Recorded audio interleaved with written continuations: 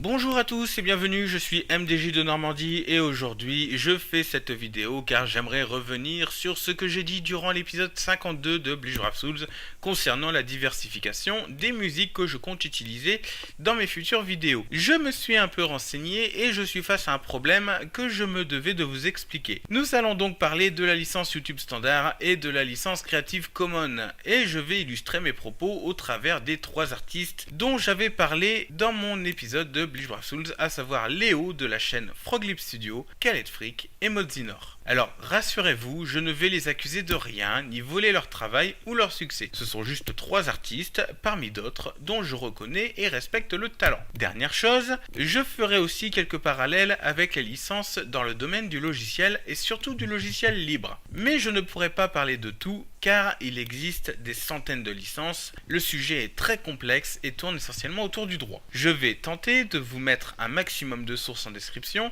Si vous voulez en savoir plus, alors n'hésitez pas à y jeter un œil. Vous êtes prêts? Alors, état des lieux. Actuellement sur YouTube, nous pouvons publier des vidéos sous deux licences. La licence YouTube Standard et la licence Creative Commons Attribution, plus connue sous l'acronyme CC-BY.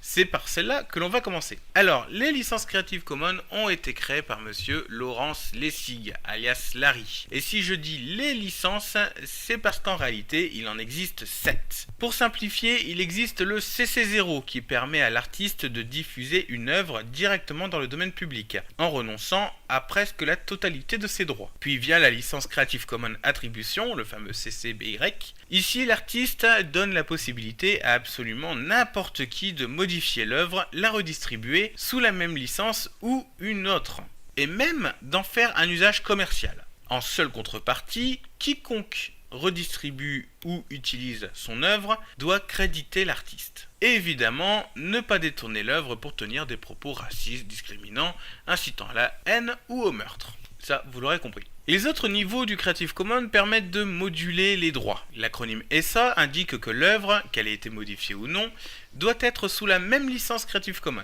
NC pour rendre l'œuvre non commerciale et ND pour interdire la modification de l'œuvre. A noter que le Creative Commons est une licence recommandée pour diffuser des œuvres littéraires ou audiovisuelles, mais n'est absolument pas recommandée pour diffuser un logiciel. Dans le cas d'un logiciel, tournez-vous plutôt vers la licence GNU-GPL ou une licence qui lui est compatible. Je vous mets en description la liste officielle des licences compatibles dressée par la Free Software Foundation, c'est eux qui gèrent la licence GNU. Et vous pourrez constater que seul le CC0 est compatible avec la GNU, pas les autres. Je vous invite vraiment à vous renseigner sur la licence GNU-GPL et sur son auteur Richard Stallman, c'est vraiment intéressant. Il faut savoir qu'actuellement j'utilise essentiellement les musiques du site Newground où les artistes postent le plus souvent leurs œuvres sous licence Creative Commons. Malgré tout, il n'est pas rare que le robot YouTube détecte une reprise ou un remix comme étant une œuvre sous copyright et ça c'est très agaçant. Sachez que depuis le 22 juillet 2017, la majorité de mes vidéos sont passées sous Creative Commons. Sur les 617 vidéos actuellement disponibles sur ma chaîne,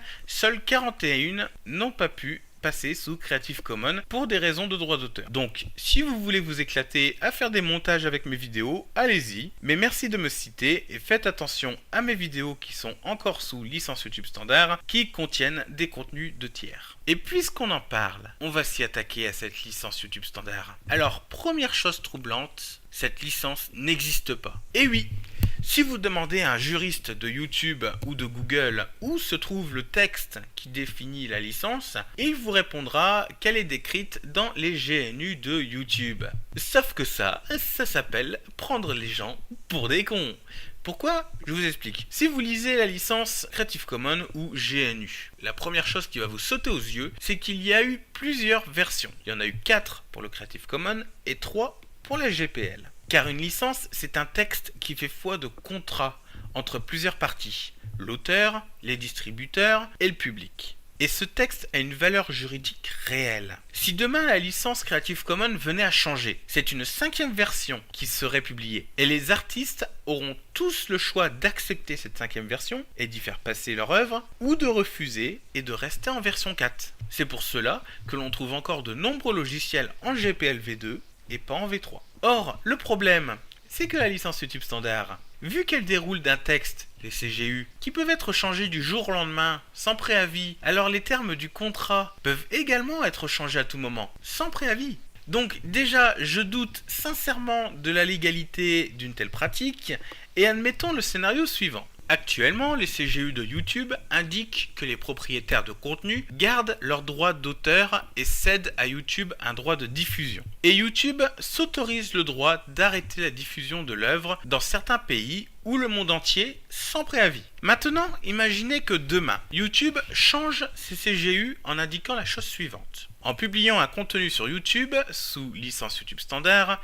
vous cédez tous vos droits sur ce contenu à YouTube. Eh bien, vous l'avez dans l'os. Vu qu'il n'y a pas de version versionnée de la licence, vous ne pourrez refuser. Et vous voulez connaître le second effet qui se coule ? Vu que la licence YouTube standard n'a pas de valeur juridique réelle, quand un grand groupe audiovisuel, comme France Télévisions par exemple, diffuse votre vidéo sans vous citer, YouTube ne vous soutiendra dans aucun procès. Parce qu'ils savent que leur licence, c'est que du bullshit qu'ils peuvent appliquer qu'en interne entre deux youtubeurs.